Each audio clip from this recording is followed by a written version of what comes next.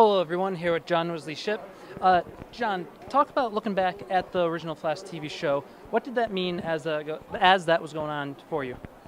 Well, it was my first big primetime series. You know, it was the most expensive show Warner Brothers had done for television at that time. We had about a third of the backlot of Warner Brothers, and of course it was for CBS. I had done daytime TV, I'd done Broadway, but I hadn't been a lead on a primetime series. So to be the lead on one that was so big and so expensive was very exciting. It was one of the, our careers, they have plateaus, and then well, that was sort of a big leap there for me. Now, I'm looking now, you're playing the father of current Flash, Grant Gustin.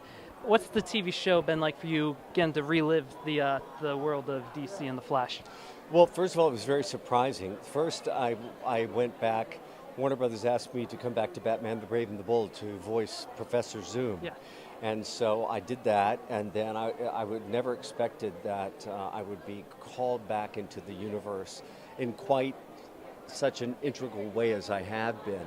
I was glad that when they asked me to come back, they asked me to come back as Henry Allen, because that was such a dark telling of that story, Jeffrey John's retelling of the Allen family, being imprisoned, wrongfully convicted of killing my wife in front of my 10-year-old son, and my son is the only one who believes I'm innocent.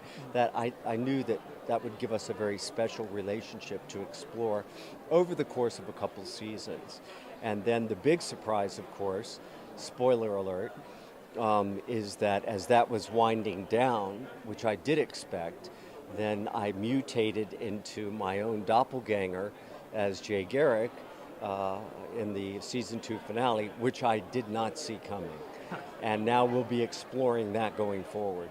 How do you feel about the 4 shows now doing more crossover, especially with Supergirl now with the CW as well? I think it's a great time to be a comic book fan, isn't it? Definitely. And Greg Berlanti is a genius. I worked with him on Dawson's Creek, and so I'm very familiar with him and his work, and very fond of Greg, and getting to know Andrew, who actually Kreisberg, who was an assistant on the back lot when I was doing the what they call the OG Flash back in 1990-91, and now he's my boss.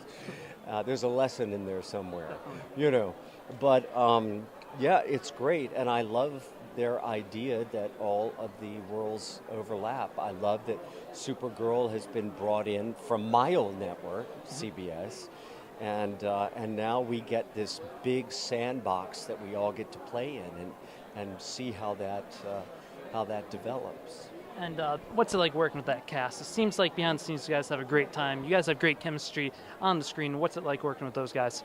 We have a great time. The apocryphal story for me is when we were doing the very first Comic-Con, San Diego Comic-Con in 2014, premiering our pilot, and it was time to take the break, and they had a big meal and buffet set out for everybody, and everybody went to their separate tables, and then the whole Flash cast all went to the same table to eat, because we just really enjoy being together. Grant keeps it loose. He's very professional, but it's not like, heavy-handed in any way. And so the whole feeling of the set, it's a very pleasant place to work. Hey guys, keep tuned in to Mike Benson's YouTube channel, and also be sure and keep tuning into SCSU TV. Awesome. John, thank you so much. You're welcome. Enjoy the rest of the con. Thank you.